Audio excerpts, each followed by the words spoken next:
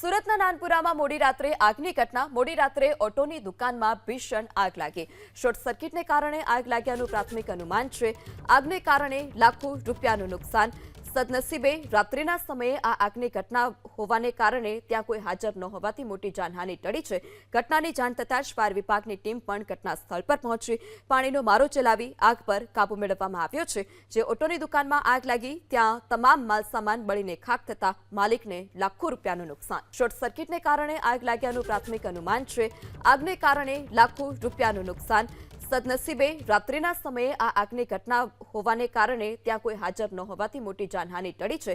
ઘટનાની જાણ થતાં જ ફાયર વિભાગની ટીમ પણ ઘટના સ્થળ પર પહોંચી પાણીનો મારો ચલાવી આગ પર કાબુ મેળવવામાં આવ્યો છે. જે ઓટોની દુકાનમાં આગ લાગી ત્યાં તમામ માલસામાન બળીને ખાખ થતા માલિકને લાખો રૂપિયાનું નુકસાન.